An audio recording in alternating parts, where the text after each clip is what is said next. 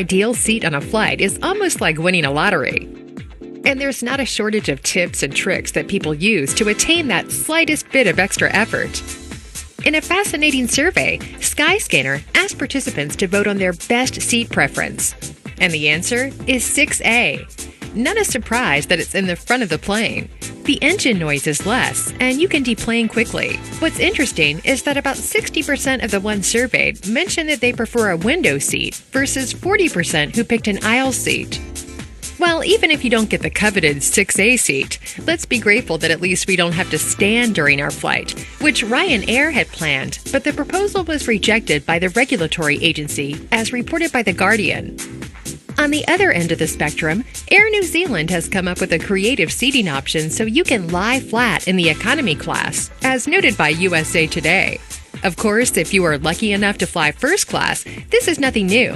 But for economy class flyers, this is a major enhancement. Getting back to the Skyscanner survey, you'd expect that no one would prefer a middle seat. However, 1% of participants did pick that middle seat.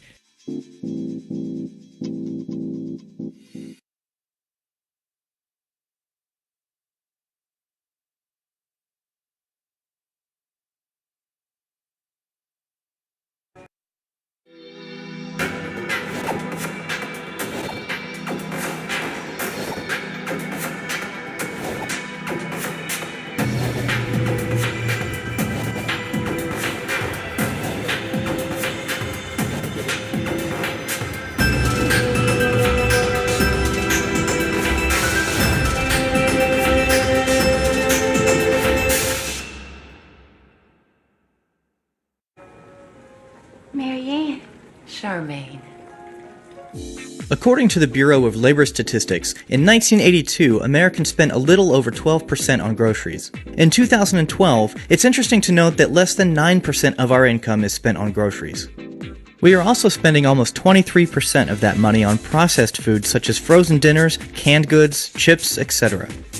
Our spending on fresh fruits and vegetables as a percentage of total grocery spending is relatively the same. However, the percentage spent on meat sales has declined from around 30% in 1982 to approximately 21% in 2012. According to Stanford economist Walter Falcon, better equipment and productivity has significantly lowered the cost of meats in the last 30 years.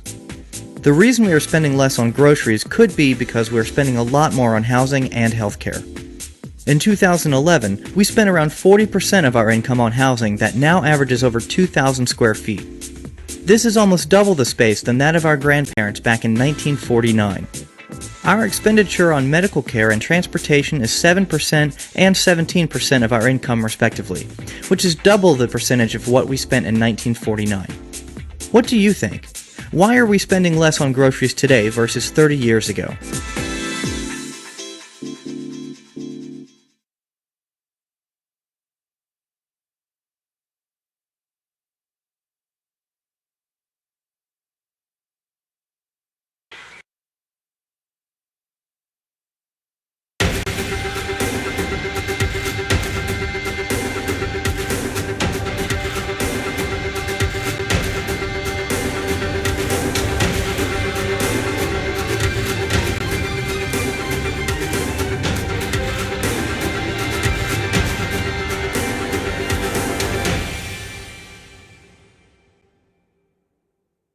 Feeling different again, huh?